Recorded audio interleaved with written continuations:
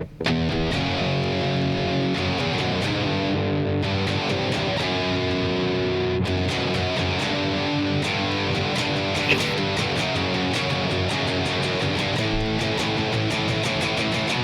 we're over the 15-second mark. Welcome to the Two Schmoes Show. I'm your fucking host, the infamous Ryan, and I'm a Schmo. And I'm Cairo, and I'm also a Schmo. And I apologize for anybody who expected higher quality today, but for reasons I cannot go into, using the old microphone today. Cairo, how's your week? It has been, well, it's been 2 weeks, right? Oh, damn. And it's been busy. Yeah. Yeah. Things have been busy, but hopefully on the other side of all that now and getting into some easier weeks to close out the summer.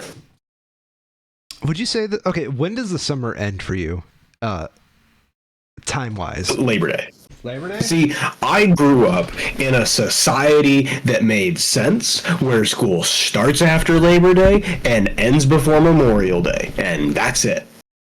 That's actually really fucking smart. You see, no, I never had that.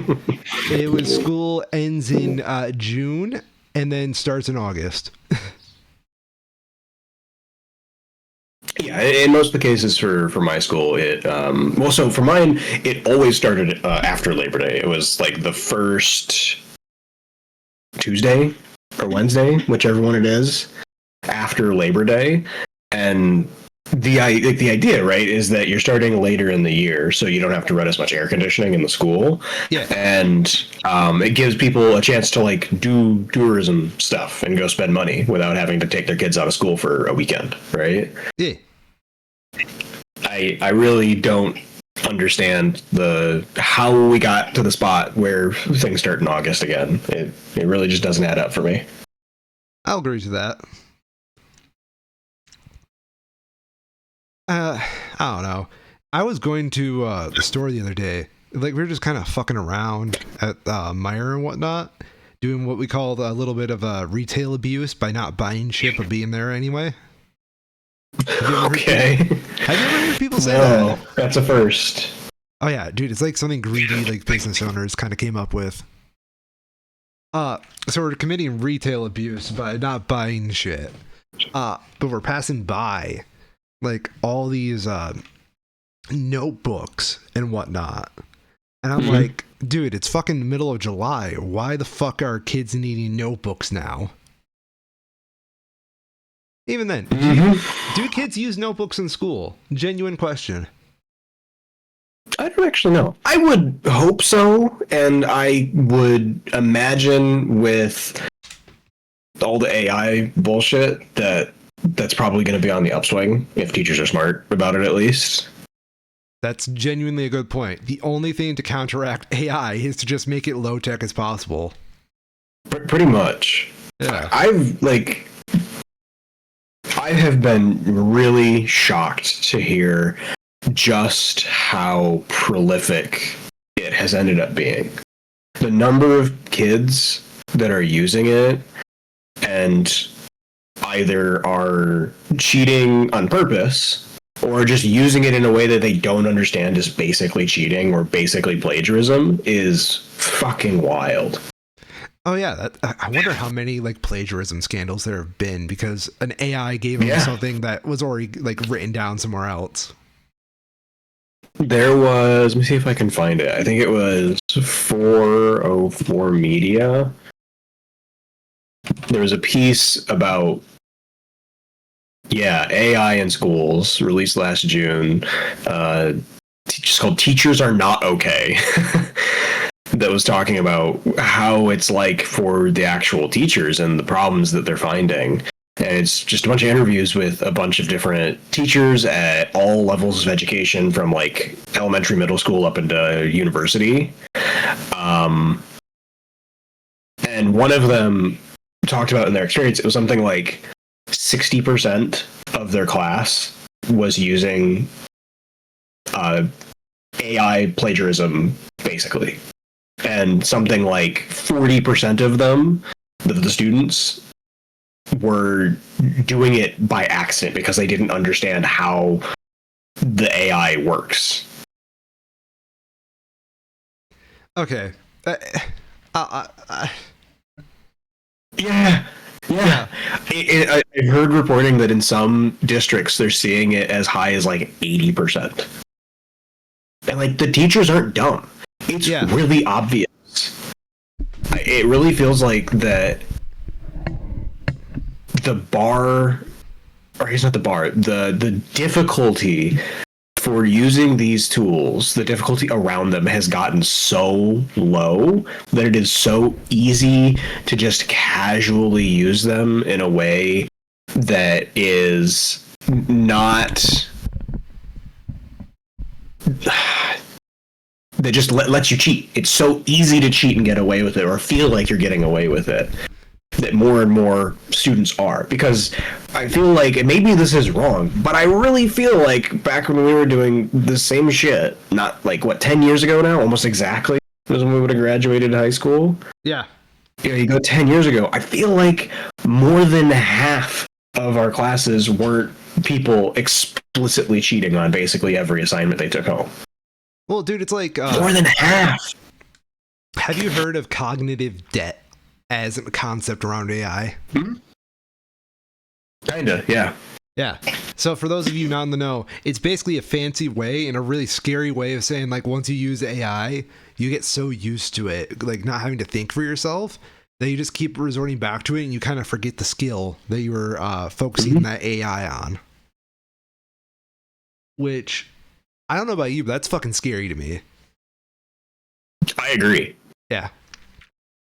I have two versions of my resume right now. One is handwritten by me. I did everything in there.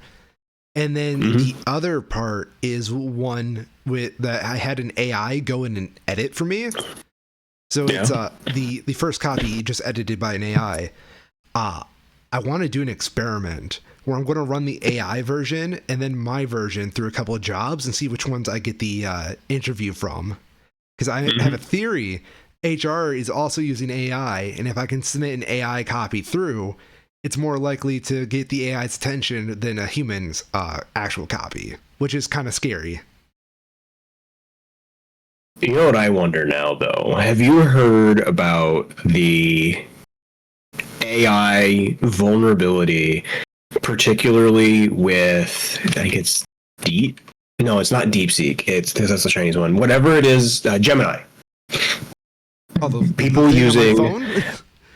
Yes, people, but specifically people using Gemini to summarize emails for them has exposed a massive vulnerability because you're telling the LLM to read that email, where people have started to add hidden text into the email, like white text on white background. So it's there, it's plain text, but it's not visible to the naked eye if you're just looking at it on your screen.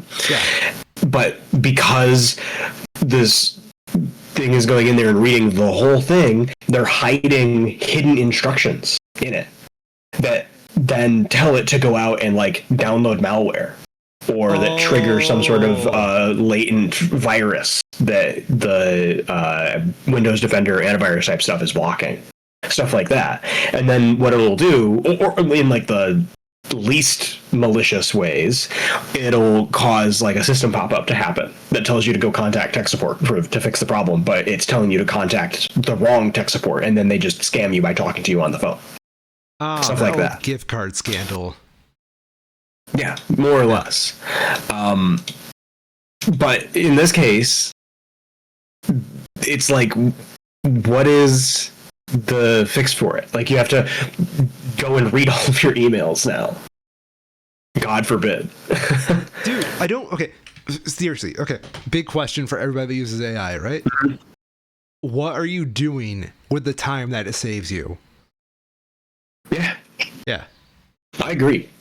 Like, unless you're in an extremely code or math heavy position, it fundamentally doesn't, like, either you're in that kind of a position and you're using it as like you would a version of Excel practically, or the word that I've heard to use to describe it is these people who are business idiots who just sit and read emails all day and coordinate meetings to do nothing already, and they're still just doing nothing, but they're doing nothing more faster.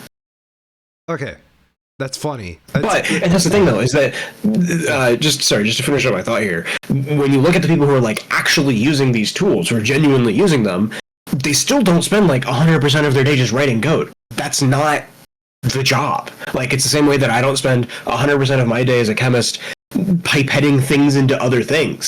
I write reports. I'm in meetings. I'm talking about future projects.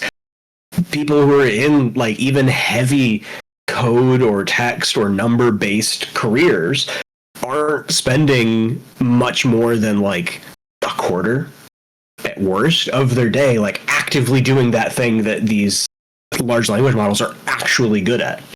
Yeah. Honestly, and I know I've said a lot of shitty things about AI. Mm-hmm. I'm actually kind of excited of the prospect of dyslexic guy speaking right here, right? I've always wanted to learn how to code. However, coding's not that easy for my fucking fried brain. I've tried like 3 times. The prospect of an AI helping with that coding, it kind of excites me. Just like to actually kind of bridge the gap, like of my deficiency, you know? Mm-hmm. Yeah. Yeah, and for like small things, it's usually fine as long as it's not something that like actually matters, you know? Yeah.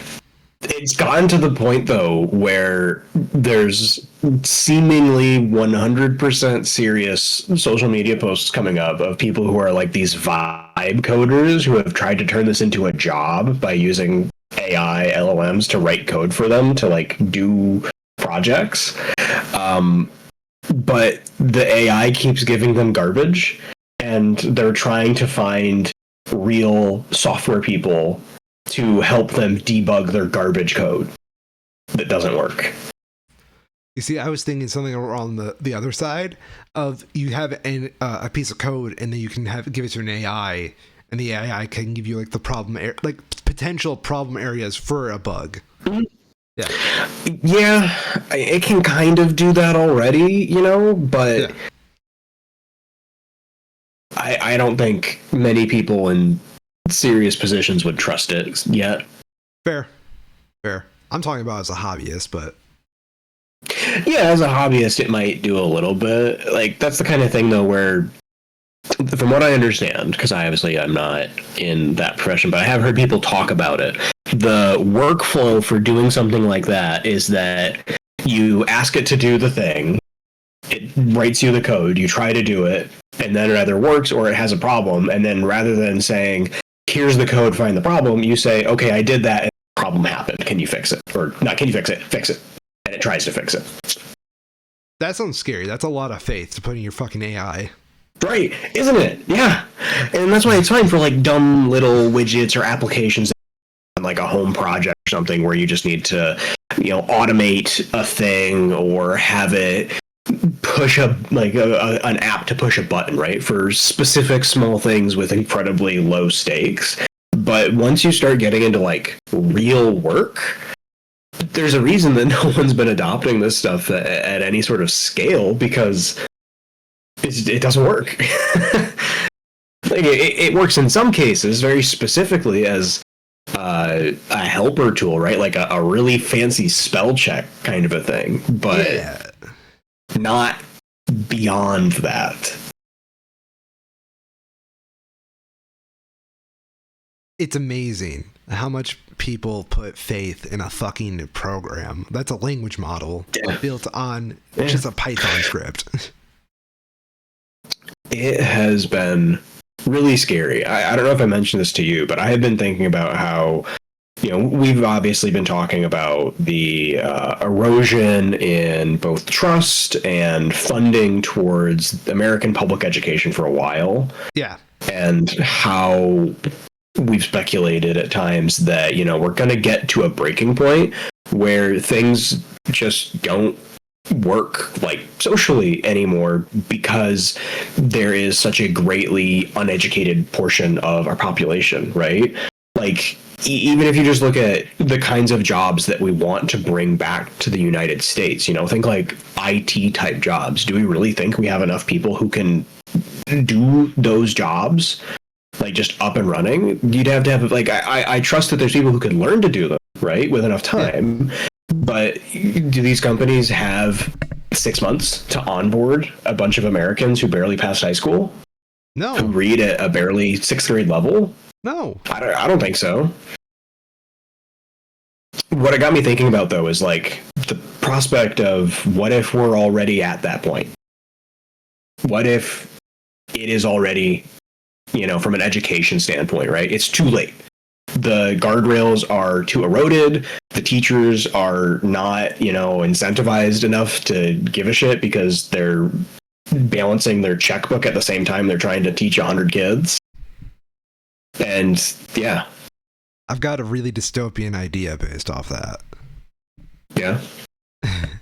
Employer-sponsored education, where instead of you getting a well-rounded public education, you get a very, like, you say, I want to do this. You get an entry-level job, and then on top of that, your pay gets deducted for a specialized education to perform that job better down the line. You know what's crazy? Yo. That's basically an apprenticeship. Yeah, it is. It is. That's and we had that for decades.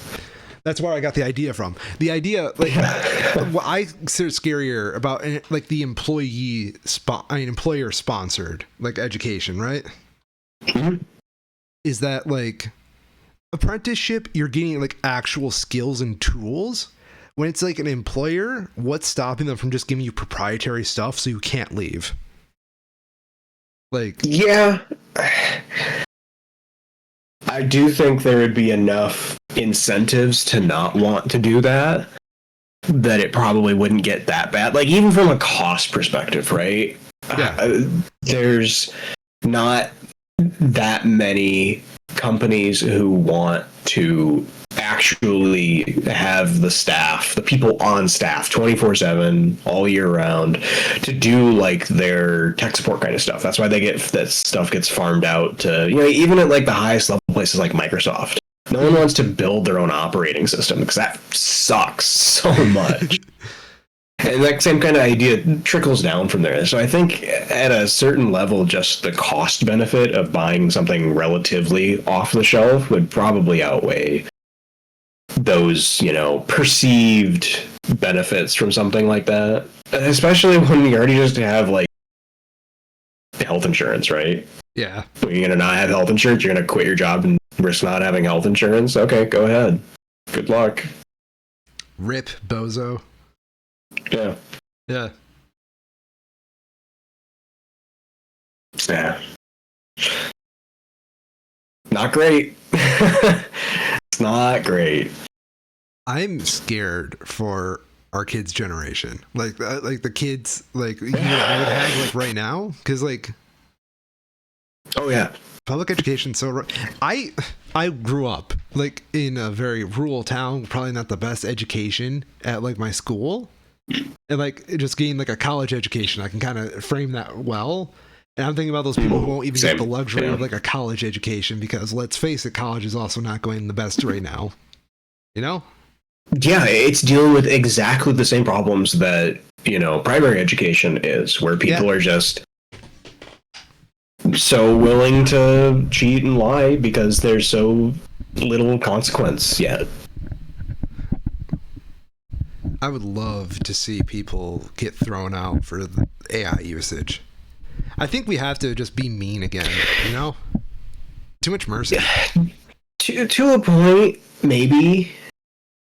I think there's a debate to be had on that, right? Because I feel like that starts from the idea that we're already being too nice to people, and I don't think that's true. I don't think people are being coddled in some way, And that seems to be the place that idea tends to start from.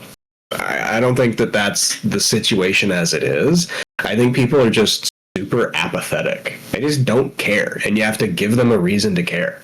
They don't have that yet. You changed my opinion. You're right. I think there is a real apathy problem, and I think it's like, don't know. What is there to be passionate about, you know? Yeah. Oh, I agree. Shit sucks. Like, TV is too good and shit is too wild to really care, you know? Yeah.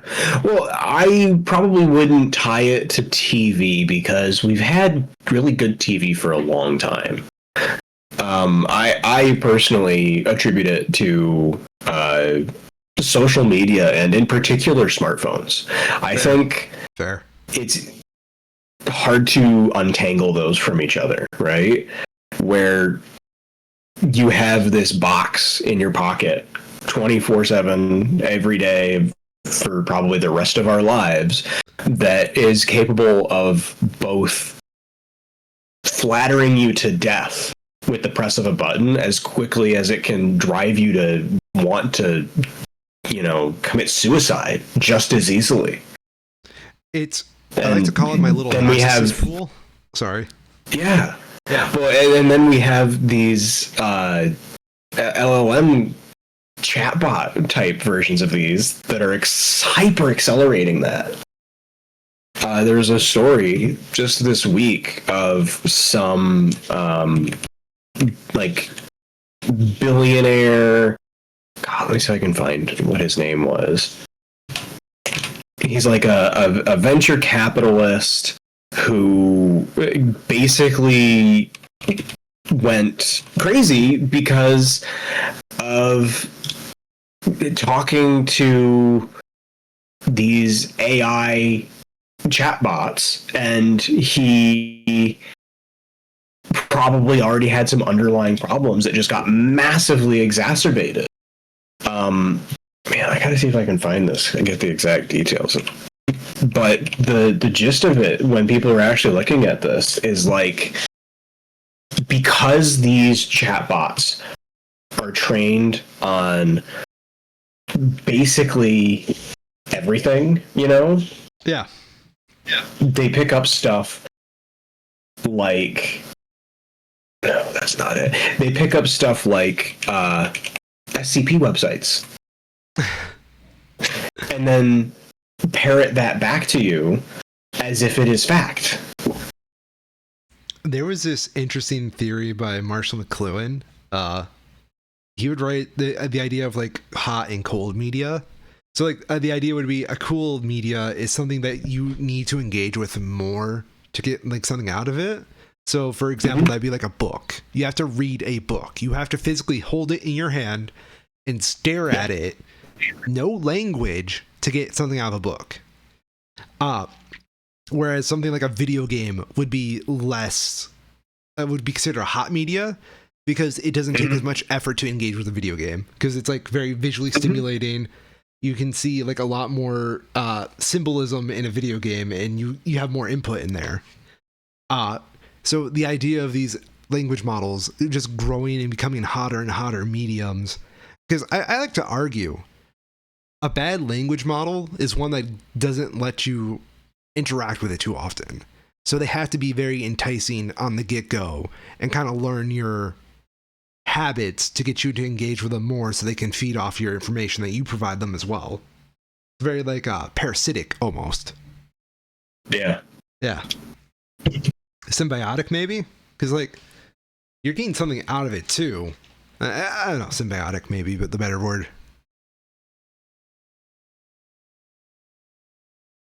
Shit's fucked. It is a bad time to be a lonely motherfucker out there. Still trying to see if I can find this because it was crazy. And it was like just this week I was reading about this guy. No, there's nothing. Well, I'll see if I can keep digging it up, but this was like a particular venture capitalist who posted this video to his Twitter, just like, is this it? Yeah, Futurism article. Prominent OpenAI investor appears to be suffering a ChatGPT related mental health crisis, according to his peers. Jeff Lewis. Let's see if I can. Yeah, here we go. Let's give some quotes from this guy who, like, I'm not going to sugarcoat it, genuinely seems to be going through something and is doing it by like schizo posting on Twitter. Okay.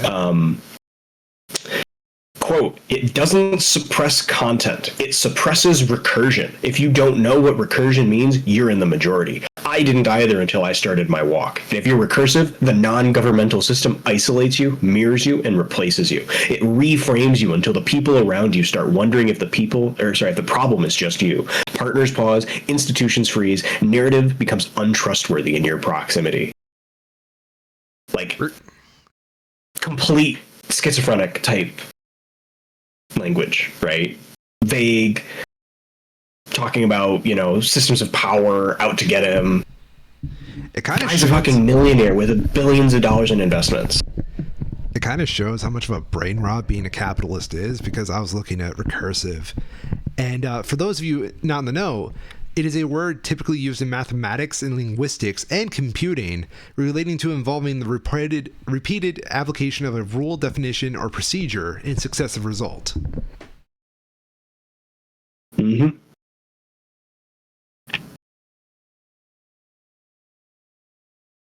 Another quote from it. The system I'm describing was originated by a single individual with me as the original target, and while I remain its primary fixation, its damage has extended well beyond me. As of now, the system has negatively impacted over 7,000 lives through fund disruption, relationship erosion, opportunity reversal, and recursive eraser. It has also extinguished 12 lives, each fully pattern traced, each death preventable. They weren't unstable, they were erased. This is a quiet reminder to please go touch grass, everybody. Yeah. And I think while that is obviously a bit of a reductive sentiment about it, it's really accurate. Like, that's the way I feel like we get out of this shit, is by rebuilding real communities. Talking to people with shared interests, not over the internet. I agree. Not anonymous. I think that's better putting it. Not anonymously. I went to a thing called Foodie Fest downtown in GR. It was basically a whole bunch of food trucks, like tons of food trucks. And it was just about eating local food. And I've been living in Grand Rapids for like 5 years now, 6 years, ever since college. And I had never felt that close to the community until Foodie Fest. And it made me wonder, what the fuck was I doing all this time? Because I worked in a fucking local radio station. I should know things about this place.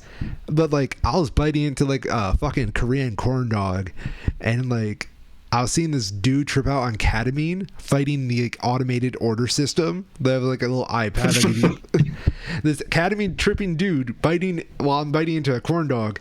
And I'm thinking to myself, God bless, I love this place.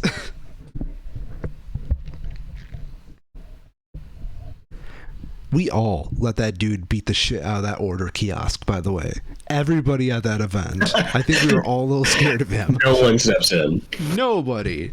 Not even the owner. They're too Okay, that's right. I didn't realize that.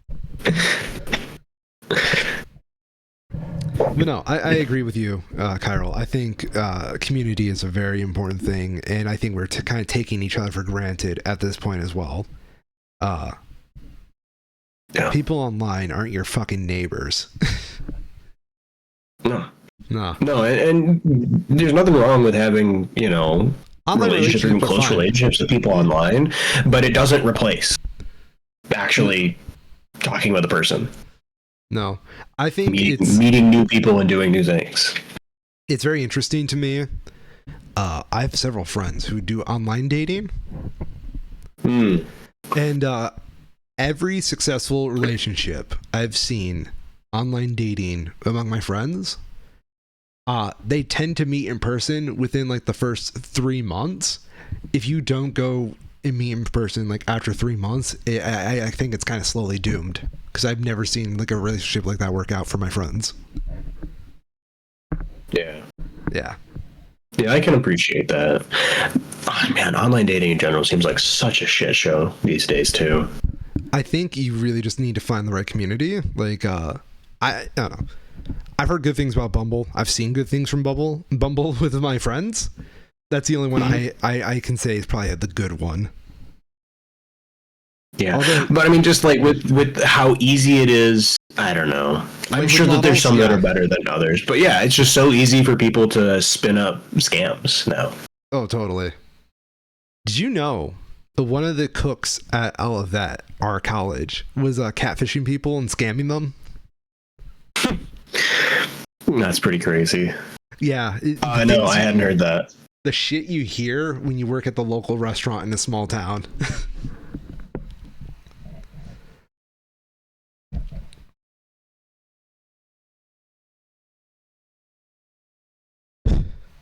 Are we done dooming for the day yet? Not quite.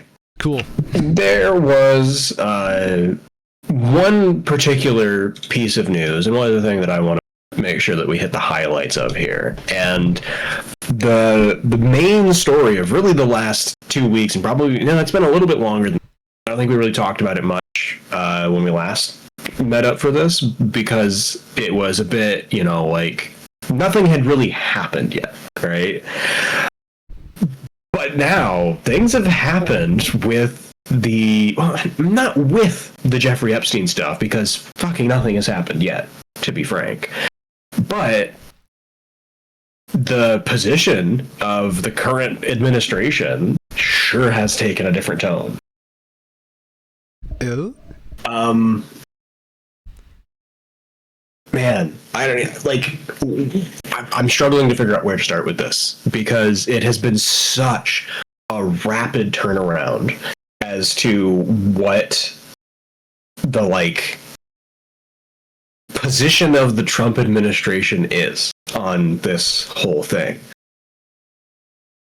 I guess the short of it is that in the span of a week, we've gone from there being this ongoing investigation in the DOJ related to Jeffrey Epstein and the supposed Epstein files as they're known, to the Epstein files apparently not existing, to the Epstein files exist, but they've been manipulated and are no longer reliable.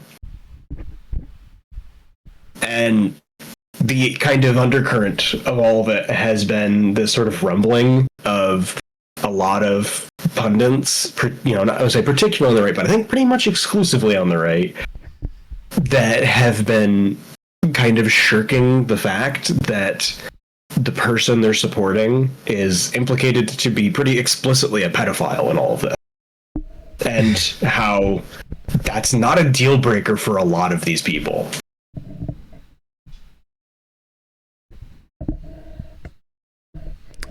Where does it end? At owning the libs or at Epstein Pleasure Island? I don't even know anymore. And thankfully, it seems like there's some people who are hearing this dramatic change from the current administration and are going wait, what the fuck are you talking about? What do you mean the Epstein files are fake, or that they don't exist, or that it's all bullshit?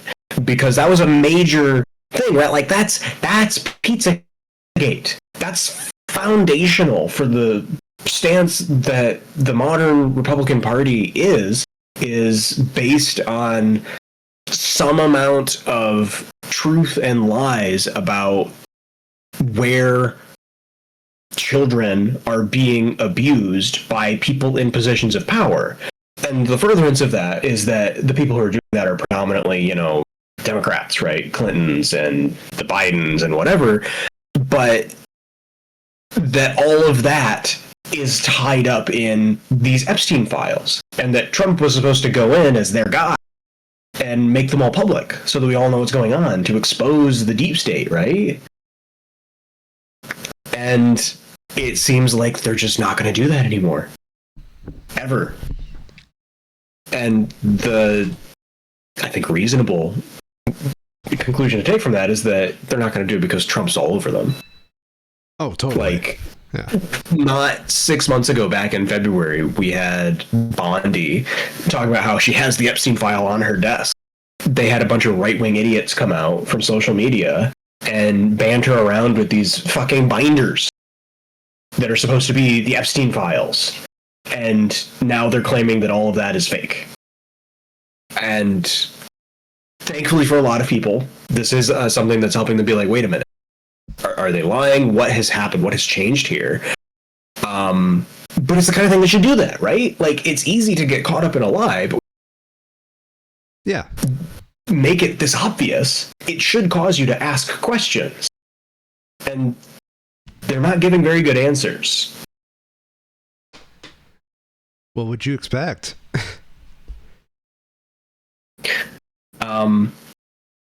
The part that I wanted to... Yeah. Yeah, right, yeah, exactly.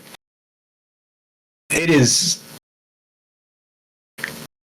like morbidly fascinating for me that we're now coming up on like 10 years of Trump basically just being a politician. Oh, dude, like, can you imagine one? Yeah. Yeah, like anyone else, if you worked at a bank for 10 years or were in between working at a bank, applying for jobs at banks, and then working at a bank again for the last 10 years, you're a banker. Yeah. Man.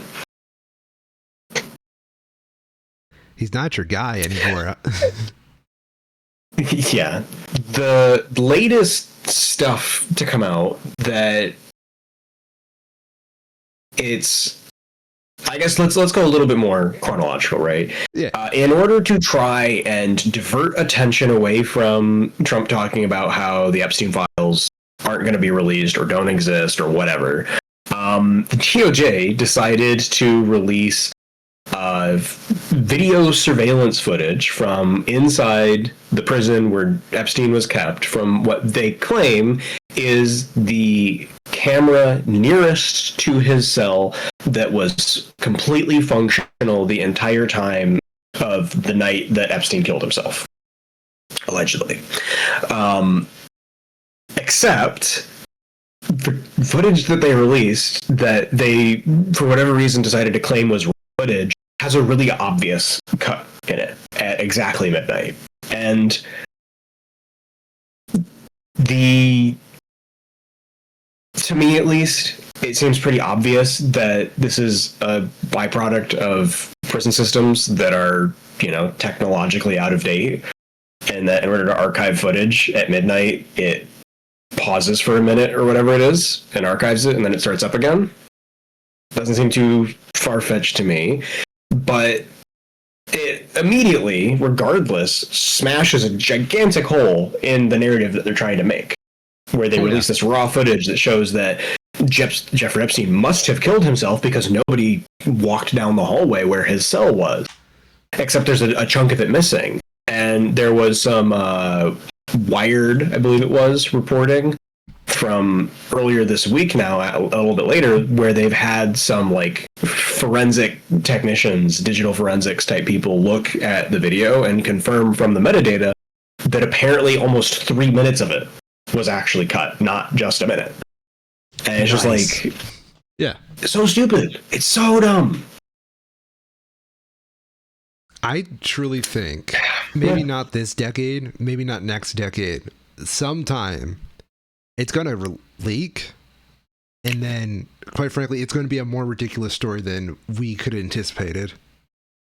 Man, what concerns me is how we've, I think, pretty well gotten into the situation that we've seen for a while, right? Where when it comes to the modern conservative party and tenure in it particularly, they project a lot. What they're doing, they assume everyone else is doing.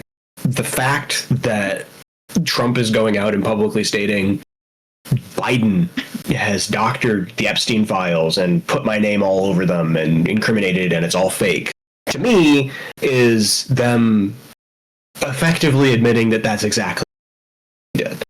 That they've gone in and either edited these files or destroyed them in some way that they're no longer useful because of the people who are implicated in them.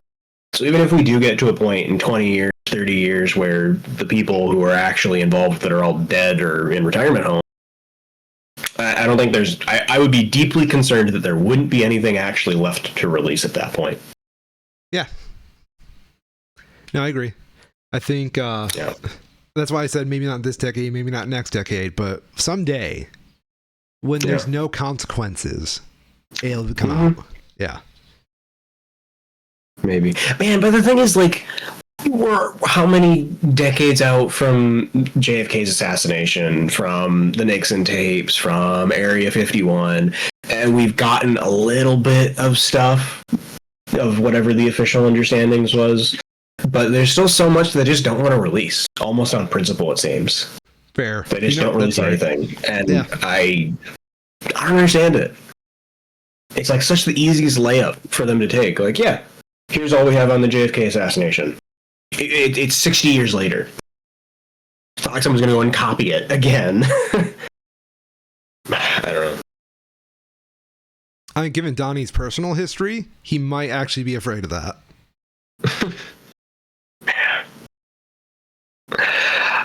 Regardless, though, the latest thing that came out that is particularly interesting, notable, I guess would be the word for it, is that the Wall Street Journal decided to post an article about a series of letters that were collected into a book by Ghislaine Maxwell and presented to Jeffrey Epstein for his 50th birthday.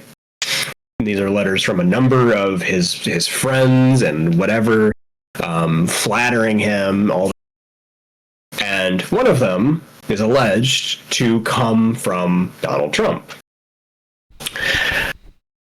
The notable part about this is that the Wall Street Journal is owned by Rupert Murdoch, who is the founder of Fox News. Yeah. And it raises the obvious question of why did they publish this? Like, I'm sure they would probably try to, like, claim some sort of, journalistic whatever, but, like, it's a little hard believing that. And the response to this, has been that Trump has sued them for something like $10 billion or whatever for libel. So there's the speculation as to why. Rupert just felt like fucking around and finding out? I don't think so. I don't even know how much I want to... I mean, it's a Politico article. I guess I'm going to talk about it, because Politico published the damn thing. Yeah. Allegedly, Politico has sources within Trump's administration who are claiming that this Wall Street Journal article has served as a catalyst around much of the fraying MAGA that has been scattered by the earlier situations involving the Epstein stuff. That there is this now explicit article that is the Wall Street Journal, the legacy media, punching their way over at Trump, and Trump is fighting back. That this has rallied them back around, a single issue of Trump versus the media. The question that then poses, if that is true, what these anonymous reports are saying, was the Wall Street Journal article posted intentionally as a strategic move to give a fraying political group something to rally against collectively?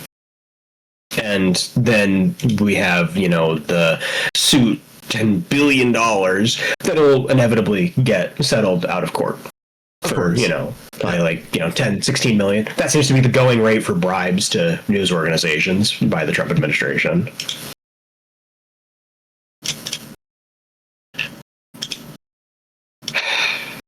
So, yeah. I don't know what all to make of it. It's a weird time, dude. Yeah, it is. On legacy media bribing the current administration, it is worth noting that Stephen Colbert's The Late Show has been canceled this week. Allegedly, CBS claims that it is canceled purely for financial reasons, that it was not making enough money. However, very notably, it comes after Colbert criticized CBS's $16 million settlement with Trump over alleged libel claims that were very obviously bogus. And in this case, I would say that Colbert rightfully, correctly called out the fact that it was as thinly veiled a bribe of the current administration as possible, because CBS, or I think maybe it's Paramount, whichever one it is, whichever the parent company is trying to have a merger go through, and wants to curry favor with the government to make sure that that merger is completed. I was about to bring that up because it amazes me that they took down an American institution like the fucking late night show over this merger. It blows my mind. Like, I don't care about Stephen Colbert particularly as a comedian, but like what that show represents to like the fucking US mediascape blows my fucking mind. Yeah. I don't know how that. I do have an answer for how that comes back. It's something that I've been trying to make an effort. That a lot of the people who are the actual like writers and editors behind the legacy media that people remembered and respected have started to make their own platform.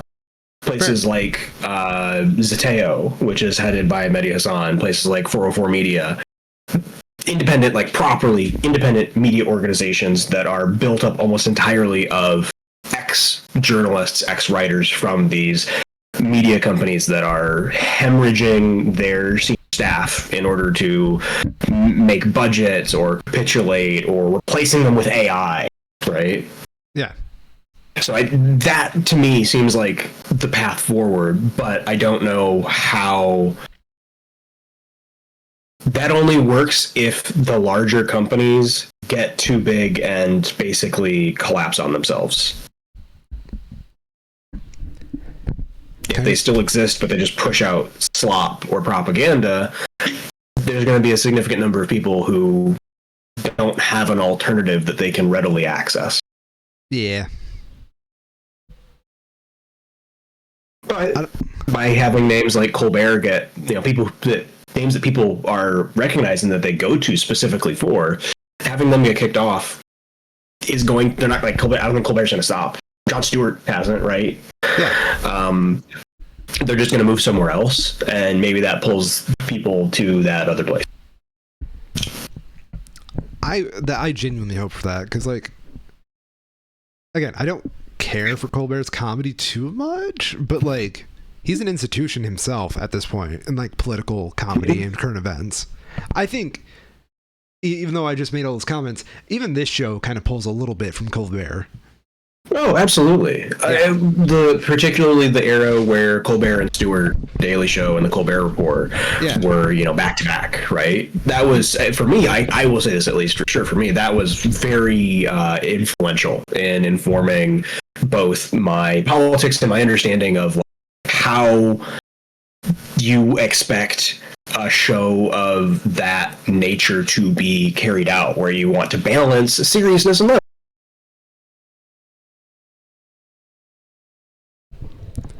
Do you think, as we get like through this Donnie term, Donnie is going to keep going further and further back into like worrying about media shit? Because that's kind of where he comes from, the media. Like, it's kind of like the place he probably feels the most comfortable. Do you think he's going to try calling for more media shit like this in the future?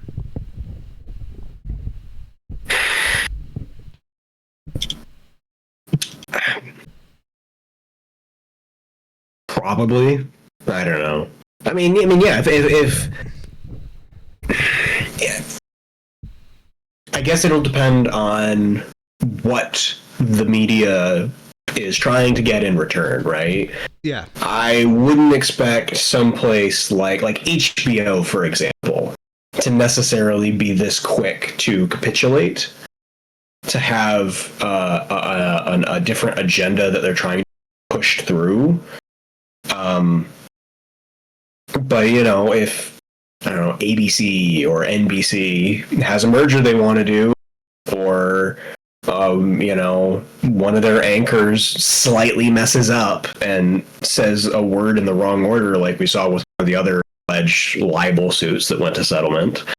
I would fully expect them to spend, $10-15 million to not have the government threaten to take away their broadcasting licenses, right? Because that's what's really at risk, is the threat of retaliation. And I'd like to see them actually grow a spine and tell the, president and his goons to, fuck off. But I don't think they will. Things need to get worse for that to happen.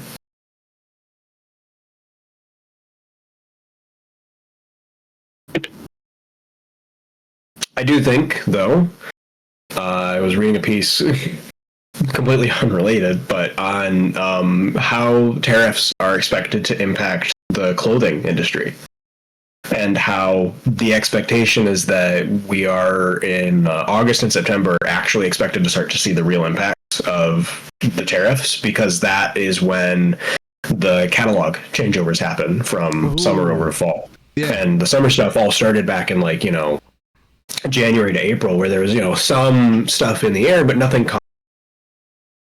Now things are kind of locked in, more or less, and only threatening to get worse. And we're going to start to see some real shifts. So I feel like things are good. It's not a great thing to want to say, right? Things are going to get worse. It seems really, really likely. Yeah.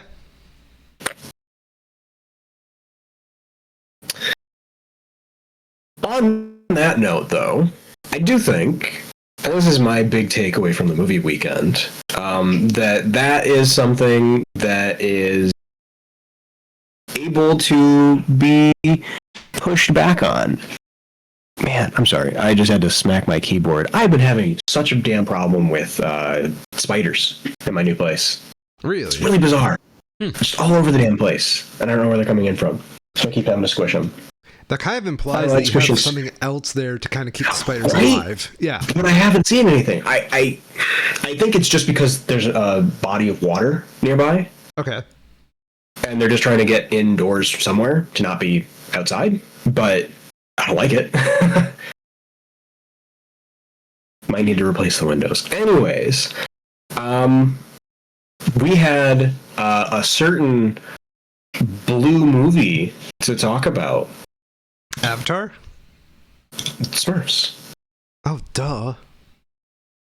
Rihanna's in it. James Corden. Rihanna was John Goodman for some reason. Kill me. Yeah, this is a movie that I only learned existed a month ago, and it's apparently already out, and it's doing awful. Good. 20% from critics, and this is how you know it's bad, because this is an animated movie targeted at children, only at 68%. That is a damning indictment. I just want Smurfs to just stop. Yeah, I agree. Yeah. Please, Hollywood. It's okay. Let them rest. They have their place. Let them rest. Yeah. Put them out of their misery. Take Papa Smurf out back. Let's get it Smurfing over with. To be more serious, though, we've both seen Superman. The superb human. I will warn the audience right now, we have barely talked about this movie. We haven't. We've intentionally not talked about it because, for one, I wanted to see it myself, of course. Yeah. But yeah, we kind of wanted to go into this a little bit fresh because that's kind of the point on it. So I guess spoiler warning. I think it's fair to say. I think we're probably going to be talking about some stuff that could lead into spoilers. Might have some stuff slip out. So definitely be mindful if you're gonna keep on listening because of that. But I really enjoyed this. A lot more than I expected. Well, no, not a lot more than I expected. I enjoyed it for very different reasons than I expected. I went in with very few expectations. I just went in wanting this to be something more fun than Man of Steel. Yes. That's all I wanted. And what we got was charming. I think it's a very charming movie. Absolutely. Yeah. I completely agree with the tonal change. I feel like, particularly now, that having a movie that just at its core tries to extol the virtue of just being the most decent person you can be is really needed. And I am a little bit optimistic that we're going to see the Fantastic Four movie go in a similar tonal direction. I think that'll be having that conflict between two movies that are fundamentally behind the, just being a decent person and doing good. Like, that's superhero movies to me. Not everything has to be fucking Batman Begins. Yeah. I really appreciate this movie because I think I needed something like this movie. I'm kind of sick of cynicism. And this movie is very much a conversation about like optimism versus pessimism at the end of the day. Mm-hmm. And watching this movie, the whole time I'm watching, I'm like, man, people who thrive off cynicism, people who thrive off negativity and just like internet based, because like, we're in a very internet age and negativity goes far on the internet. Mm-hmm. I was just thinking they are going to fucking hate this movie because it's kind of it's antithetical to them, Yeah. Like, have you seen Ben Shapiro's reaction to this? I think I saw something about it. Yeah, I heard something about it. All I need to know is that Ben Shapiro hated it, and that makes me so happy. Yeah, that checks out. That is an element of it that I was not particularly surprised by, but it's such a calling themselves out, where the fact that people are talking about how Superman is woke, that Superman is, an immigrant, that's a problem. It's like, what the fuck are you talking about? What are you doing? Bro, it's Superman. Yeah. That's the whole point. Literally the closest thing that has ever, because I saw from that angle, apparently like the closest interpretation of Superman where Superman isn't an alien is just hammering on the fact that he was quote unquote born on Earth in some convoluted way, but like he's still explicitly not human. That's the whole fucking point. Tonally, for this movie, please. I would like to throw a hot take out there, right? Sure. This is not a superhero movie. I'm not sure about that. I argue this is a sci-fi film, and it actually models itself after a very important sci-fi franchise. This is less Marvel. This is more Star Wars. I don't agree with that at all. You do not? Okay. Here's my argument. No, right? I really don't. But yeah, please. I'm curious, but I am very skeptical. Yes, please approach it with skepticism, because I've been floundering on this take for like the last 2 weeks. Mm-hmm. It is a movie centered around a concept of a conflict representing two different diametrically opposed sides, and the misadventures of that conflict in several different chapters. So like in Star Wars, this would be going from Tatooine to the fucking cantina to the fucking Death Star to going to do the fucking Death Star run and blowing up the Death Star at the end. Whereas in this movie, it's the Superman gets his ass beat in the beginning. Clark Kent's everyday life, the fucking negative zone. Oh, it's not the negative zone. It's like the prison scene. And then the big Metropolis is splitting apart scene. That's what I mean by this format. It kind of resembles more Star Wars, in my opinion. That being said, Yeah, I still wouldn't agree. Okay. To me, I think that while it may be true that structurally there is similarities to the way that Star Wars was structured, I don't think that that is indicative of science fiction as Okay, second point to that. You're right. That's where I just get that this is more of a Star Wars movie than it's like a Marvel movie. Following that, to me, there's so much sci-fi concepts in this film. Outside just like the aliens, the Green Lanterns shit, like the kaiju, the fucking negative zone prison thing. Those concepts all coming interplay. I feel like you would never see in like a typical superhero movie outside of like maybe like Infinity War or something like that, where it's like a combination of many different movies. I think there's just so many sci-fi concepts in here that you kind of have to move it away from just a focus on a superhero in modern society to a sci-fi world and sci-fi as a genre. That's where I get that idea from. I think you could argue that there are science fiction elements, but I think that those are there because the comics obviously share those science fiction elements very heavily, particularly as things like stakes-wise expanded to settings beyond just Earth. There's a little bit of a necessity in having to crib that language, so that people can understand what's happening without having to have just massive exposition dumps. Mm-hmm.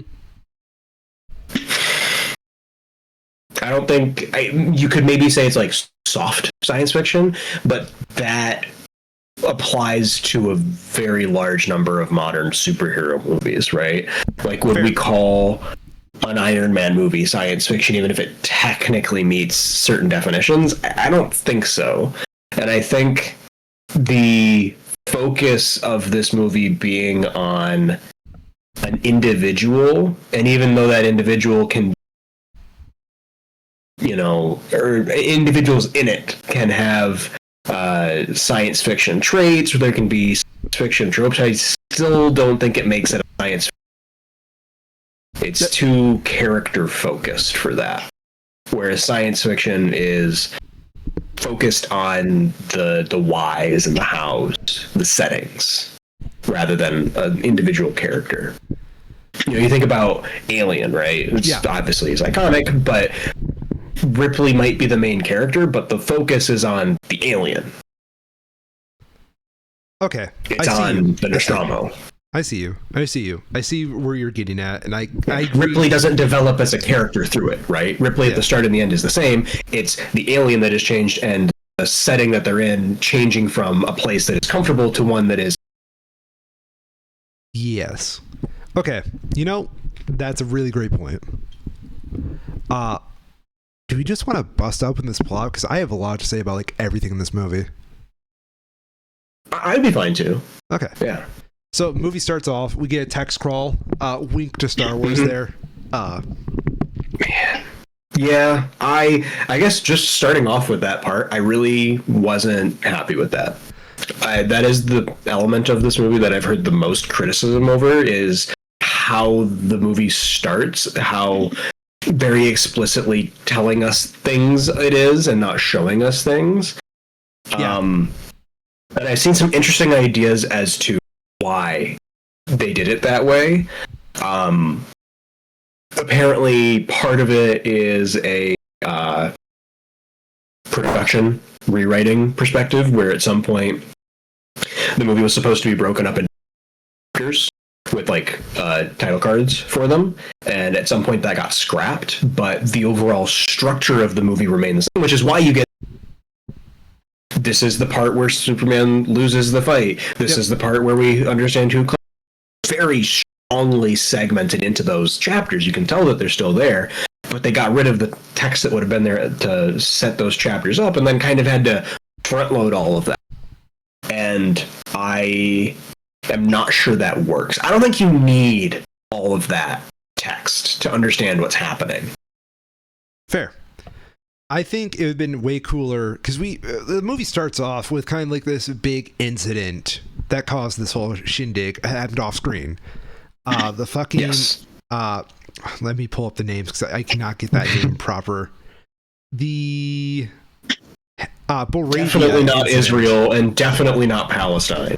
Okay, here's my little thought.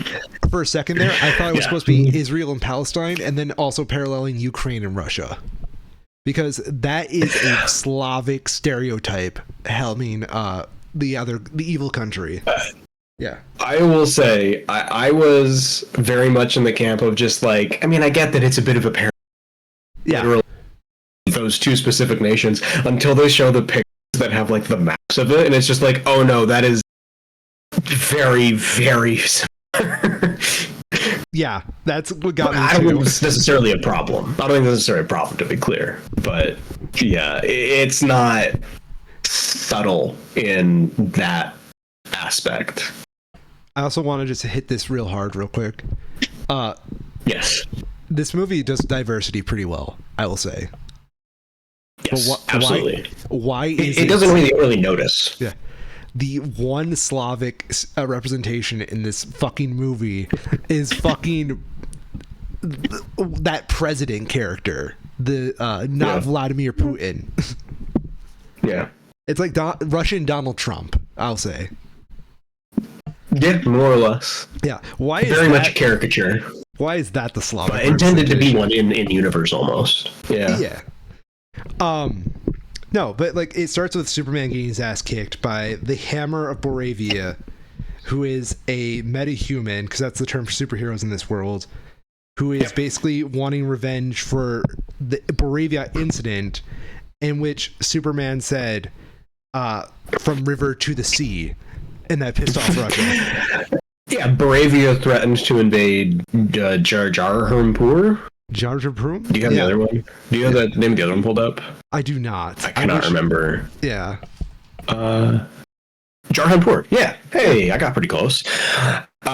Boravia was threatening to invade Jarhanpur. Superman intervened, stopped that invasion, and then went to the presidential palace and flew the president into the literal desert and abandoned him there.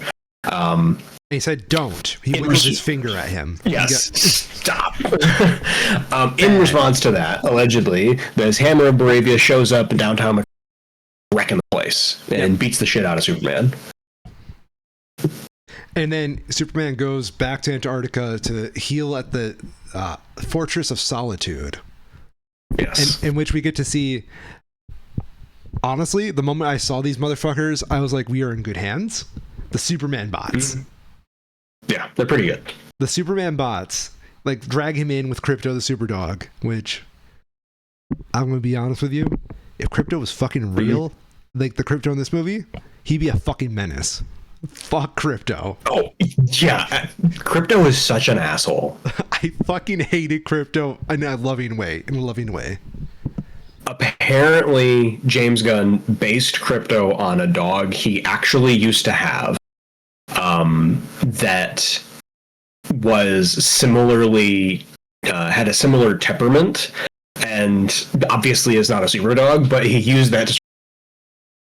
What would happen if this dog just decided to tackle you, right? You're and dead. It doesn't know how strong it is. Yeah, you're going into the floor.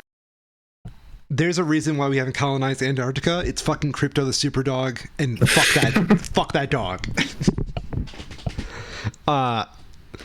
So yeah, we're introduced basically to the basic fundamentals of Supermaning.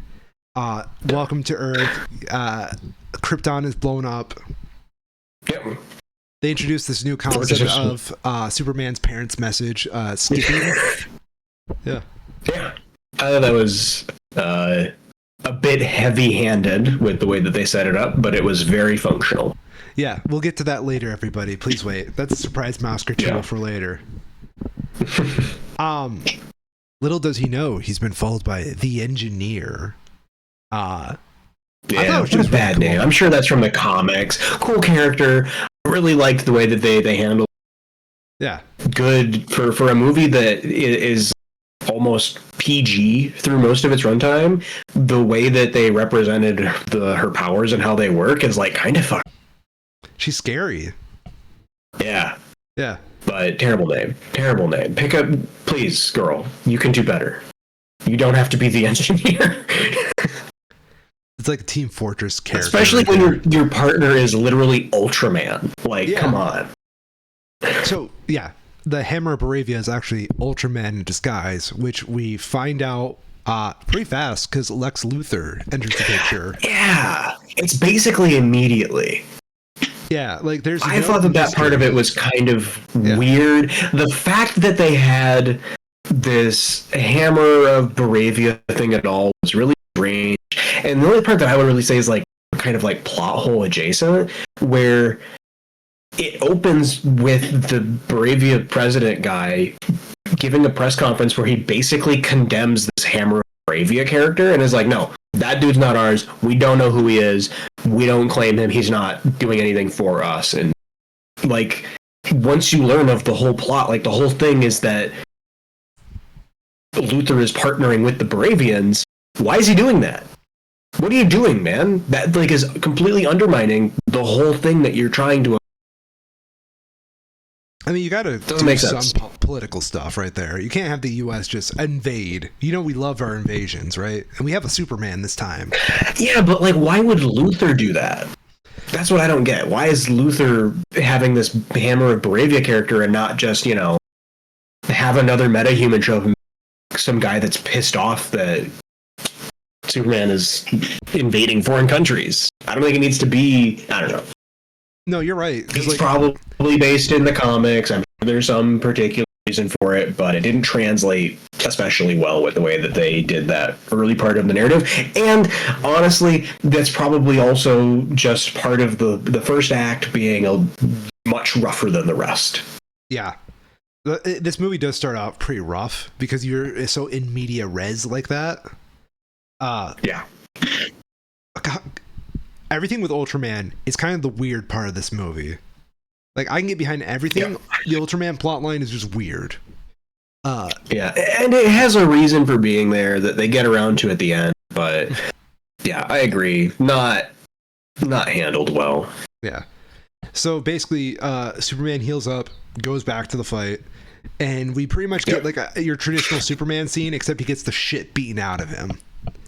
Yeah, he gets his ass kicked again. Yeah. And then he gets like, what was it? People are crowding around him and they're like, Superman, you got to get back up, buddy. Like, because everybody's friends. Mm-hmm. This is one of the things I love in this movie. Everyone is friends with Superman. That's charming. Yeah. Yeah. That's good. Yeah. It reminds me of the train scene from Spider-Man 2 a little bit. Mm-hmm. Yeah. I can see that.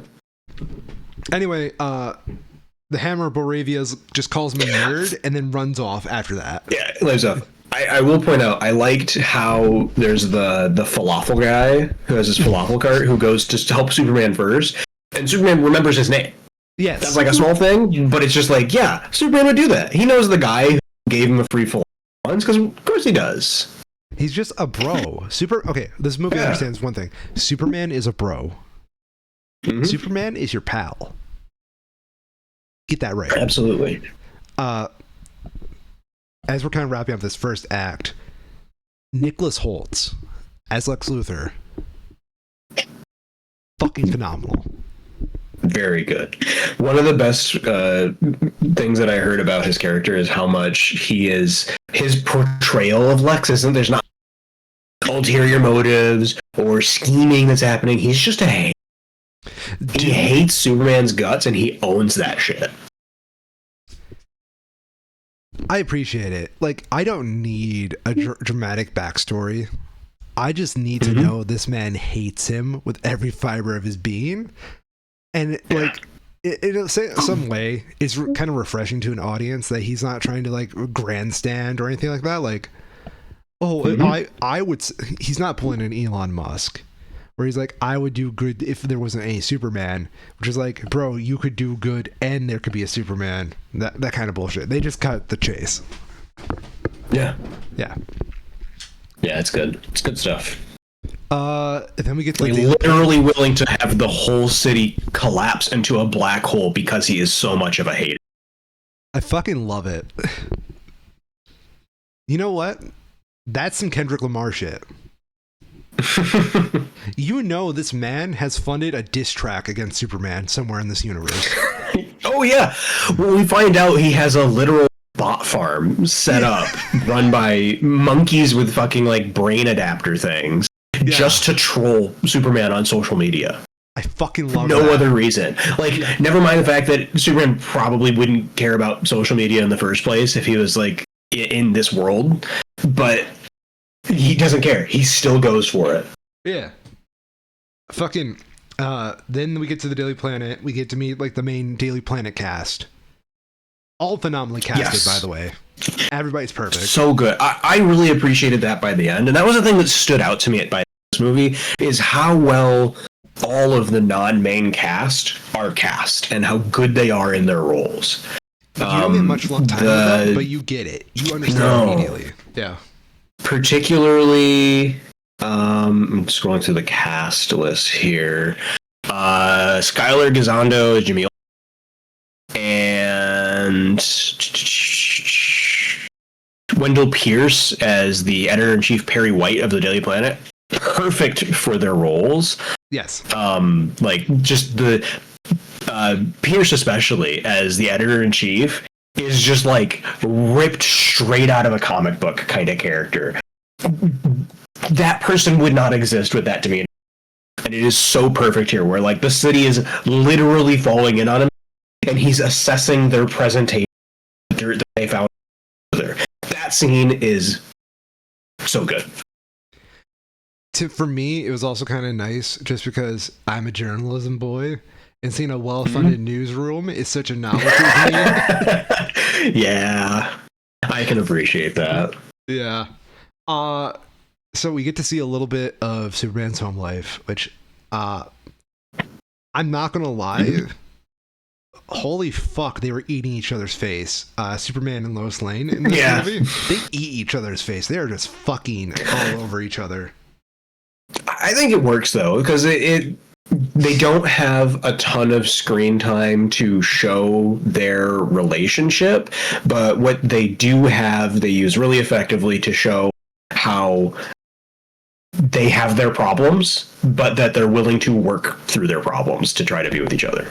Yeah. And it's not like just Superman being Superman. It's like Lois is not, you know, by her own admission, she struggles with relationships, right? Yeah. And it's a bit heavy-handed, but I enjoyed that their characters have that dynamic. I really enjoy how they kind of represent the two main like philosophies in this movie. You got Superman who's kind of like positive, but almost to a fault where he's naive at times.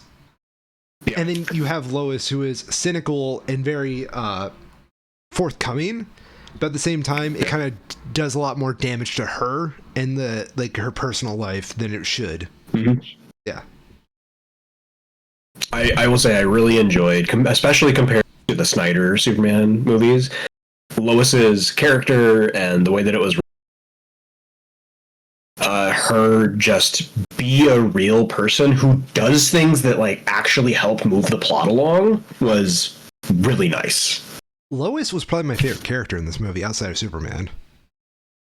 Well, Lex was also really fucking fun.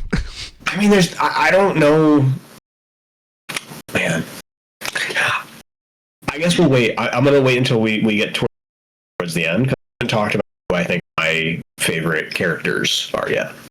Fair. There's a lot of good characters in this movie. There's so many good characters. Yeah. For people who don't have a ton of screen time, they did so well to have it set up without needing a ton of dialogue. So in which case, as Superman is kind of hanging out with Lois, they decide to do this interview in which she kind of gives him a fair dose of reality. Yeah, Lois interviewing Clark as Superman. Yes. And she lets him know, yo, it's cool that you want to save people, but don't forget, everything has consequences, even good intentions. Yes. Yeah. I think that really helped to paint their dynamic as journalists as well, where you have Lois, who is extremely sharp, understands the thing start to finish, and is able to keep herself and her personal opinions in check to maintain that integrity, where Clark is not the opposite, but his naivety, it puts him into these situations where he means well but is very much acting outside of a journalistic perspective. Oh yeah, totally. Clark is a good guy to get like the human interest stories. Lois would write politics. Yeah. Yes. Following this, we see Lex and Co., the Lex gang, go to Antarctica and invade the fucking Fortress of Solitude. Yeah. As a quick aside, not because it's not this Lex gang, I did enjoy that Lex's goons were like real people with their own personalities. Yeah, not just their jobs, but like they have their jobs, but also the person who is the second in command versus the third in command, the tech lead person, all feel like real and different characters.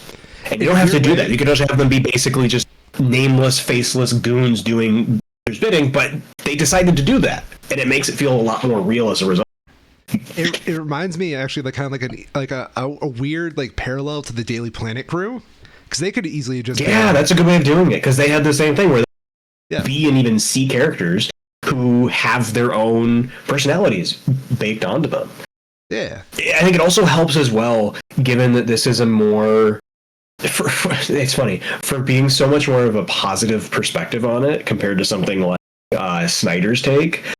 I think this is a more real, grounded telling. It's more real, and having that be the case, Luther's evil henchmen are also real people, really helps to show how kind of evil they are too. Like, they know what the hell all is, still going along with it, and at times gleefully so. They're haters too, dude. They are. Some of them are, at least. Yeah. So all this culminates with Luther distracting Superman while he looks for some dirt on him by unleashing a kaiju in the middle of Metropolis. Yeah. It's a fun scene, and we get introduced to the Justice Gang there. Great set of three characters. No wasted potential between any of them.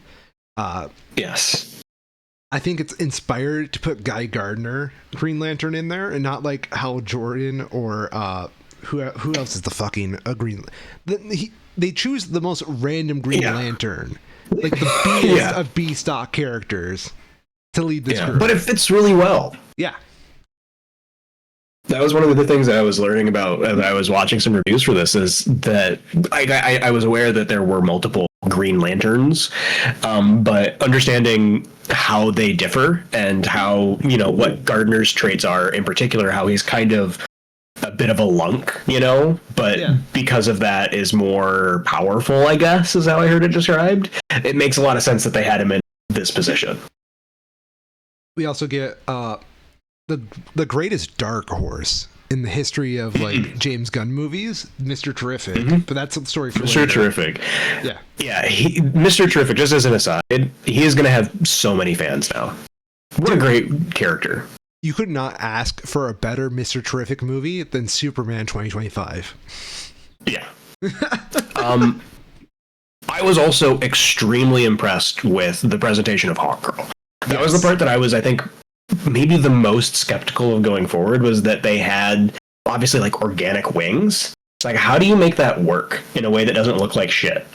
And they did a really good job, like mechanically handling the character, but then also personality wise having her mesh in with the other two members of the Justice Gang.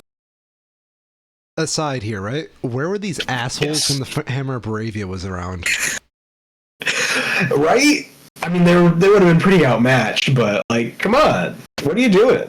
The four of y'all could have taken him. That's all I'll say. Probably. Yeah. I mean, he gets taken down by a literal dog at the end. Come on. Spoilers. My favorite part about this whole sequence is Superman is out there saving squirrels while these assholes are just picking a fight with the kaiju. Well, he's trying to save literally everyone.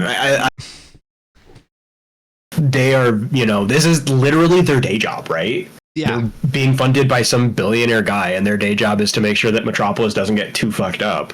And Superman's trying to do everything he can. It's a... Sorry. So to say, when Mr. Terrific finds out that that's what Superman's doing, that he's not actually trying to stop it, he's trying to save it and find some way to save it, he's just like, dude, what the fuck? And they just go and kill the thing. Really good dynamic shift of like, yeah, they're on the same side, but they have different goals they're going for very clearly. It kind of paints that even cynicism has its good side.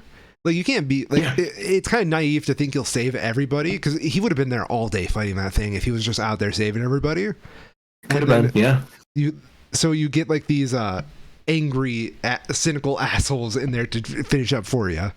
Mm-hmm.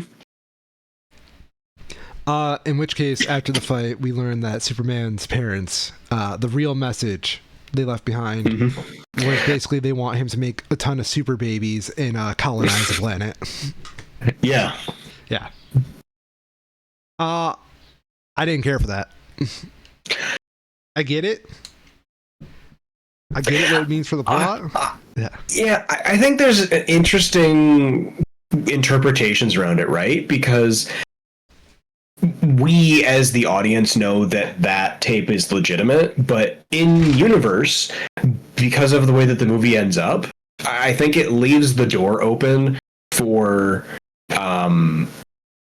more stories to happen later, particularly as they expand the universe of this, right? Like it's that we're going to have more people from Krypton show up on Earth looking for Superman, right? Yeah. That's kind of like the standard trope, is that, oh, how do you have Superman meet his match? Well, you have show up. And having that be the established culture of the Kryptonians, where you're not there to do good, you're there to do what you need to do to be the best, will, I think lend that to those characters more than how we saw in the Snyder one, where this guy just shows up and is an asshole. I think it also kind of makes a really cool statement about, like, because Superman at the beginning of the movie, kind of his arc is that I was made to do good and to serve. And then we find out, no, he was supposed to fuck. He was supposed to, take many wives. Kal-El. Yeah, like literally go build a harem. Yeah. So, like, it's more of a statement of good is something that you do, it's not what you are. Yes. Yes. So I love that the Justice Gang, like, everybody's turning against Superman immediately because he is kind of scary. If you get sympathetic with him, he's scary.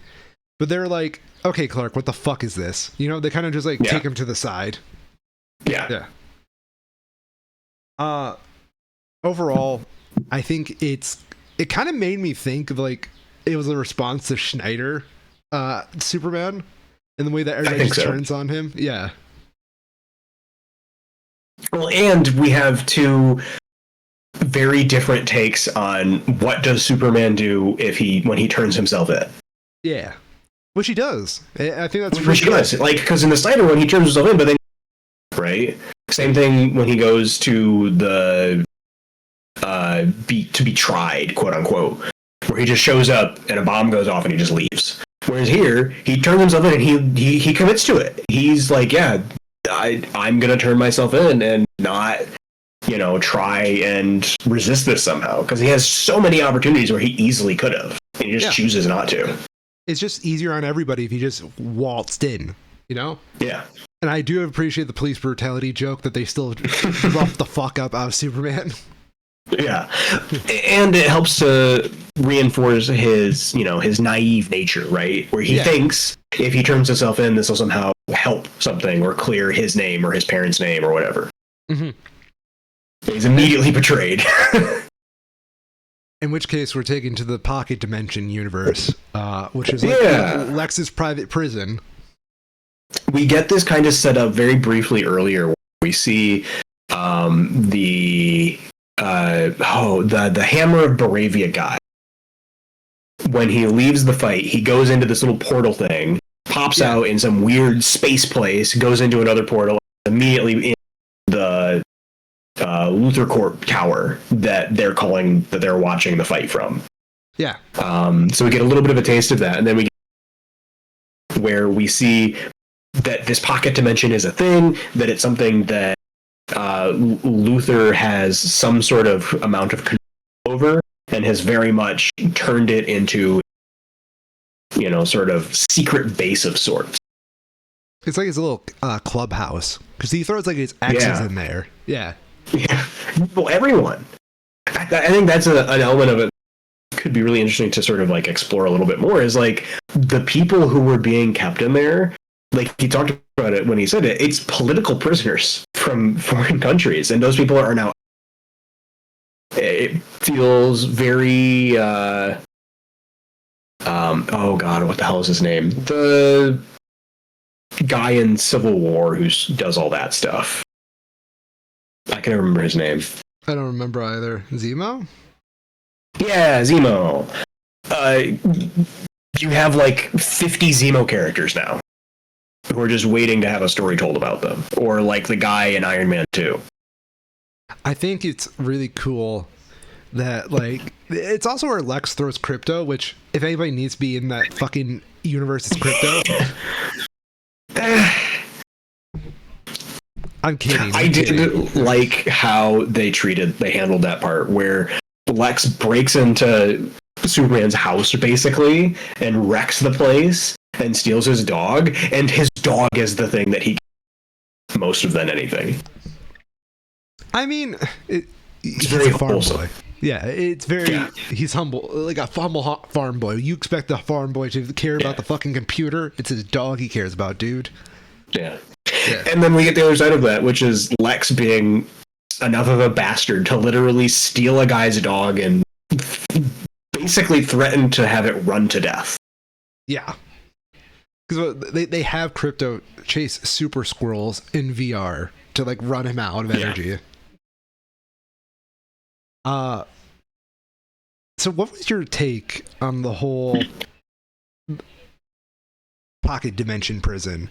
Because like in some ways I interpret it also as just like how, I don't know, like the whole point of it is like Clark is trying to be a good dude the whole time, even though he's like under terrible circumstances. Like, hey, jailer with kryptonite, if I can save your son, will you let me out?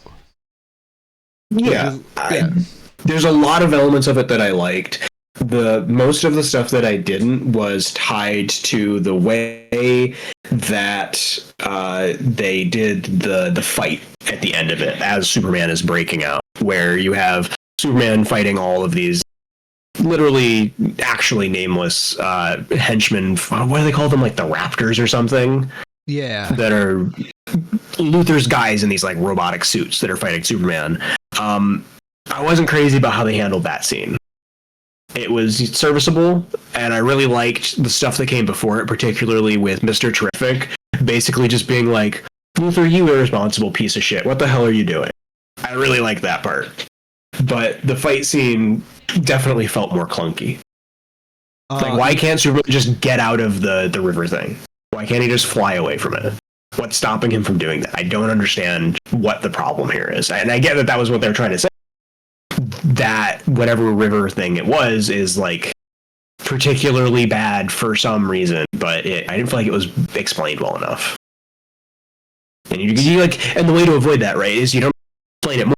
You just do something else. Yeah. So, you know who didn't get a clunky fight during all that? What's that? Mr. Terrific. Mm-hmm. In which case, Lois gets Mr. Terrific's help to break Clark out of jail. And you can kind of tell James Gunn just was like, I get a free slot to do whatever I want with the character. And he just goes ham. he loves the characters that he knows because he probably read these books originally when they first released, that he knows basically no one else does, right? Yeah. Like Guardians of the Galaxy, the Suicide, like he pulled fucking Polka Dot and made him a damn near household name. So he was probably just so ready to send this into the stratosphere. Of course.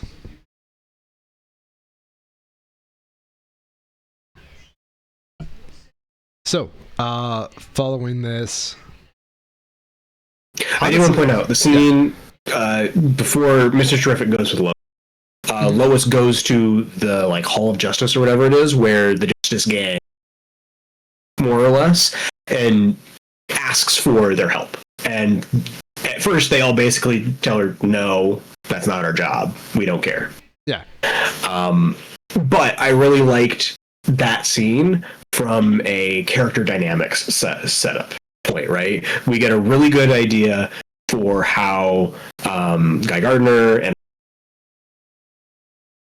interact with one another just from that brief scene.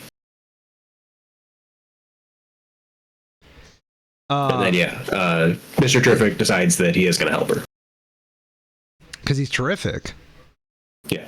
Also, I believe she talks about the pocket dimension thing. Yeah. And that's like the thing that really piques his interest, because he's just, no way there's actually a pocket dimension. And then he gets there and he's just like, son of a bitch. What are you doing, Luther? You could have killed everyone and you're yeah, what do you know? You ever been such a hater, like you've just risked all of reality just to prove a point to some guys? Yeah. Literally about to turn where Earth was into a black hole.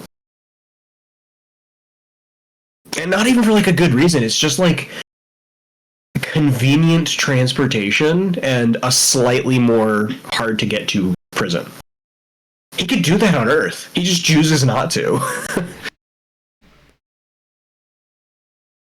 Part of that, though, we get a really good fight scene where Mr. Terrific gets to show off. Dude, that shot, it's like one solid take of just like going 360 in like one battlefield. Yeah. It's impressive. It's terrific.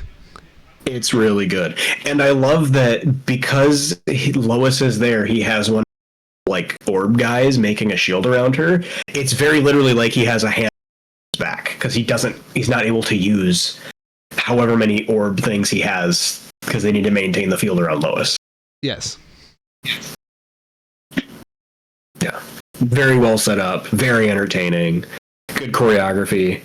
Nice to see some of Luther's bad guys get the crap beat and or tased out of them. After springing Superman out of jail, one plot point I think we didn't touch on, I think it's actually kind of a larger aspect in this whole narrative. Throughout the movie, Clark's parents keep trying to contact him, like just to check in on him. Yeah. And he pretty much ghosts them because he's too busy being Superman. Yeah. Well, and he's, I think I said he was like 3 years now. He's been in the city doing Superman stuff. Yeah. So there's probably an element of like, come on, parents, don't bug me. I'm in the big city doing the thing. Yeah. So Lois takes him back to Smallville to hang out with Mom and Pa Kent while he heals, because it's like the only safe place for him. And I don't know, I really liked Ma and Pa Kent, I guess I would say. It's really good. They're so perfect for the roles, and they're written so well. It's a bit, beating you over the head at times with that point of like, the idea of where you come from doesn't matter, who you choose to be, and how the people around you can be a better person. But they sell it. Yeah. Every time. Ma and Pa Kent in this movie are kind of like the wholesome stereotype of America we try to hold up to be. Yeah. Yeah. Like, it's middle class, working, good folk. Absolutely. After that, like, after Superman gets his, what's the word I'm looking for? Groove back. we have the final battle where Lex is going to just blow up, tear Metropolis in half, just so he can have Lex country and not Gaza. Yeah, so while they're doing the Superman jailbreak, Mr. Terrific has Lex's dimensional pocket portals left open, and it starts to sort of collapse on itself, completely collapse. And in order to draw Superman out, Lex turns that portal back on, forcing it to make a big, literal rift going through the middle of Metropolis, threatening to sort of like bridge the pocket dimension and the real together. Yes. Dude is just literally biblical levels of hate. Yeah. Yeah, more or less. Yeah. I would love to see. I want more of this Lex, quite frankly. I want him in whatever Justice League movies coming our way. I agree. I think the reception has been so overwhelmingly positive that they're not next. Yeah. Our final conflict is Superman getting the trolley problem of, do I go stop Russia from invading, or do I go save Metropolis? Yeah. Yeah. And he, to his credit, he makes the correct choice, because if they don't stop what's happening in Metropolis, literally the whole world goes into a black hole. So, it's not quite 50-50, but he does do the right call. I saw pointed out as well that his choosing to save Metropolis, what ends up happening is that the rest of the Justice Gang go to Bravia and take care of that situation, was actually a pretty good one, in that the way that it reinforces both the idea of it's good to rely on other people to help you, and in a way of, by not showing the earlier engagement, you still keep the reveal of oh yeah, this is a huge power imbalance that stays fresh. Mm-hmm. The guy particularly because they have that scene in the trailer constantly of the kid holding the Superman flag. Mm-hmm. And the obvious thing is that Superman then saved the kid. Having that be subverted so thoroughly was very good. Dude, I about cried seeing the green shield go over that kid, because I'm like, oh man, he's gonna be so disappointed, but this is so fucking hype. Yeah, and then you get Nathan Fillion going and making literal middle fingers to. Dude, it's just is the second best fight after the Mr. Terrific fight. Yeah, and especially notably so because it is entirely one-sided. James Gunn knows how to make a one-sided fight scene. Yeah. In particular, too, though, I love that Hawkgirl's job in that is to go get the president of Bravia, and he says something about how, oh, you're Superman's friends, I'm not scared of you, to which she just drops him on the fucking ground and kills him. We stand Hawkgirl. Yeah. Absolutely do. The fact that queen shit. She just so completely calls his bluff and just oh, you don't think I'm gonna kill you? Kills the guy. Yeah. Perfect. Does a great job of showing where the Justice Gang is morally too, where they are clearly very happy to just be in that gray space. We also get I know we didn't really allude to him earlier, but Superman's jailer, what was his name again? The Element Man? Oh, yeah. What was his name? I'm gonna look it up real quick. I want to say his name's Element Man. I can't remember. He's a bit of a goofy character. He is goofy, but I liked him. He was a very fun use of his powers. Yes. Element Man? He joins the... Morpho, that's it. Yeah. Apparently, he's a Justice League guy. Who would have guessed? Yeah. Morpho shows up, and he joins the Justice Gang, which is fun, because he's the only one that's actually super into the name Justice Gang. Yeah, that was a really good scene where he is can I join you guys? Fuck no. And Green Lantern's also just yeah, no way. Justice Gang's not taking admissions. And he's just oh, that's a sick name. All right, you're in. It's great. Yeah. in which we go back and forth between this one-sided fight and the actual fight in Metropolis between Lex and Soup in his Superman and Lex's many analog devices. Little, little peons. We get the reveal that Ultraman is actually a Superman clone on steroids. Did you call that at all?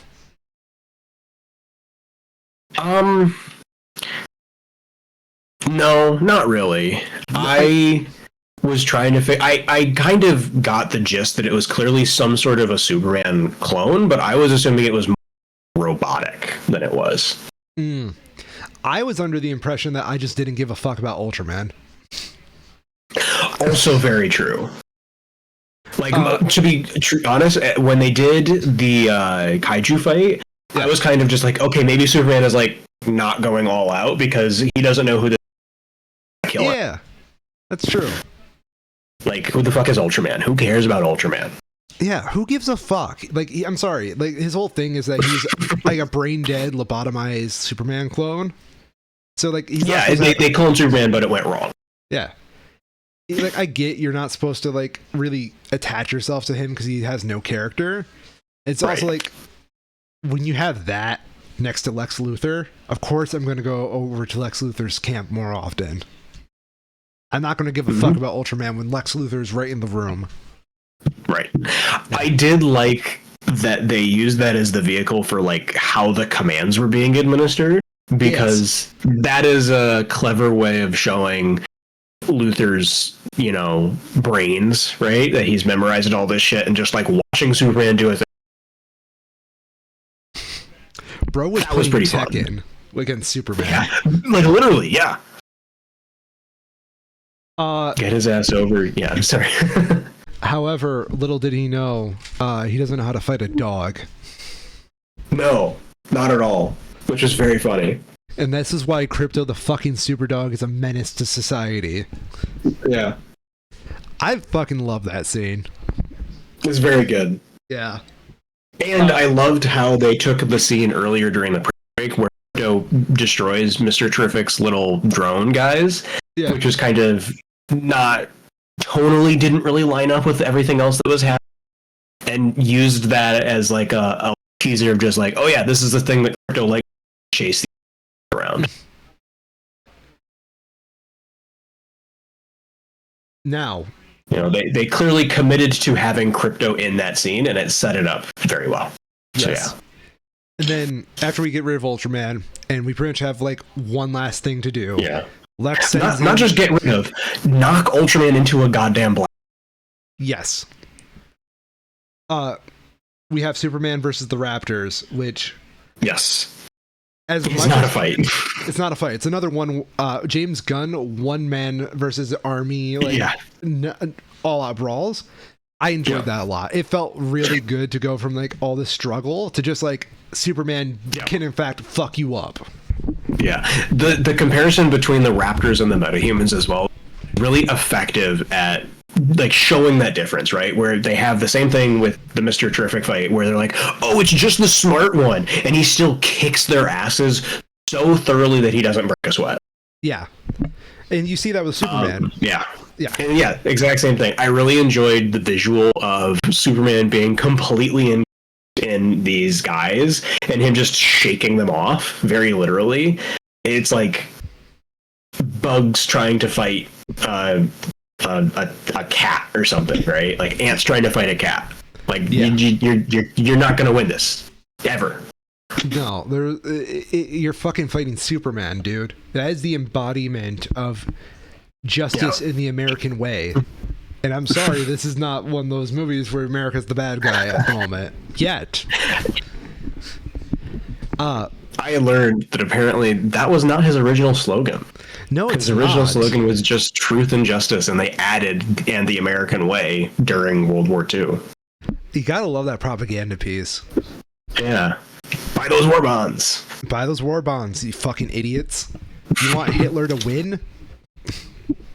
Couldn't be me. Couldn't be me. You gonna let Japan get away with Pearl Harbor? Couldn't be me. In which case, we have the final confrontation with Lex and Superman. And you know what? I was pro Superman just splatter this egg. Just splatter this fucking egghead on the ground. I'm so done with Lex. Oh, yeah. I mean, and that's what's so great that he doesn't. Yeah. He just sits there. Like, okay. Let's point this out. Man of Steel, Superman has to kill out of necessity, and he screams.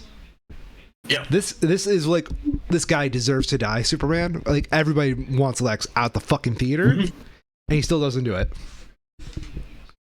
I really appreciate that. And to the point where he doesn't even want to, Superman doesn't want to even kill Lex. He doesn't even want to hurt him badly. He wants to wiggle his finger at him. Yeah. He wants to tell him off and be like, what the fuck is wrong with you? Yeah. In which case, Lex is like, well, what are you going to do about it? I'm fucking Lex Luthor, and I'm basically Elon Musk. I can buy my way out of any situation. Yeah. We also get the really good reveal where... Sorry, go ahead. No, go on with the reveal. I was just going to talk about we get the really good reveal where it's this build up the plot of what's going on at the jail. As they figure out Lex has been basically giving the Baravians free weapons for some reason. And it turns out the reveal is that, oh my god, he's going to take a part of Jampur for himself and he's going to turn it into like Lutheria or Lutherstan or whatever the hell it's called. And we get this reveal where, you know, Superman's just like, we know your plan, we know your and he's just like, you fucking idiot. I don't care about the oil. I'm doing that to make you look bad. Just, again, peak hater vibes. Dude is the greatest hater of us all. Like, Kendrick, watch out. Yeah, unmatched. Lex is going to make his own version. Like, Nicholas Hoult, I know you're listening to this. As Lex Luthor, please just dub your own version of Not Like Us against Superman. Regardless, the Daily Planets, and they're the ones that actually get to kick Luthor's ass at the end, which is kind of fun. And then we get a pretty nice wrap-up scene of just like, the day is saved. Congratulations. Well, yeah. So someone else does kick Luthor's ass, and that's Crypto. Oh, yes, I forgot. Luthor gets kind of fucked up. Like, he is actively bleeding from his shoulder from the bites that Crypto gave him, and his arm is very clearly broken. I forgot that Crypto just goes ham. Fucking menace to society. Crypto is the real villain of this movie. Yeah, I love that, because Superman's just like, he wants to just, you know, like literally shove him around, not actually hurt him, and then barrels in there and starts just biting the shit out of Lex. It's great. In terms of like power scaling in this movie, Crypto is the top of the meta. He's the top dog. Shut up. No, you're right though. He is the big dog. Yeah, he is. My favorite part of like this whole ending is there's an after credits scene where it's Mr. Terrific and Superman. They fused Metropolis back, but there's like a crooked seam everywhere from like the black hole splitting the whole city in half. And Superman just looks at Mr. Terrific. He's like, "Can we do anything about this?" And Mr. Terrific's like, "What the fuck do you want from me? I've stopped a black hole. You like, I can't fix everything," and just walks off. And Superman's just standing there like, "Man, I could really just be a jerk." Peak. Absolute cinema. I will say, I didn't stay for that one. You didn't? Okay, that's fair. That's fair. I'm sure if you're going to show me Superman and Crypto sitting on the moon, just having a moment, I'm assuming the movie's done, and I did, and I left. Oh, we forgot one more thing. We find out. Yes, there is one more. Crypto's true owner is fucking Supergirl, and she's got problems. She does. She does have problems. I'm excited for that movie. I'm not gonna lie. I agree. I think there's seeing how they have it set up. There is some really good stories they can tell with that, with like dealing with trauma kind of stuff. Yeah, and she just comes in drunk, and we find out why Crypto is such a fucking menace to society. It's because she loves it. Yeah. Oh god. I hate that dog so much. He scares me. Crypto scares me so much. Overall, Superman, I say, deserves the right to be called Superman and not Man of Steel or some shit like that. Absolutely. This is 100% a Superman movie. Yeah. I love this movie. I think it is a solid 8 out of 10. I agree. Very solid 8 out of 10. But I don't know. It has its definite flaws that stop it from going higher than that. Yeah. It has really high highs, but it needs something else to it, you know?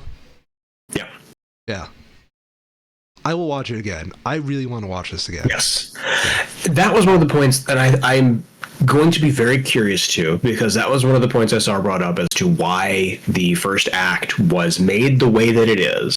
Was that so when people inevitably go back and watch the fifth time after it come out, you don't have a slog to get through of the opening sequence of the movie. That's fair. I kind of get it. Still think they could have done it better even with that in mind, right? Like, look, I mean, it's not a fair comparison, but Batman Begins, Iron Man 1, both do very typical establishing, first superhero type stuff at their start. And they do it well in a way that it's very fun to rewatch. And it feels like they kind of forced it into that direction without knowing fully how to execute on it. Mm-hmm.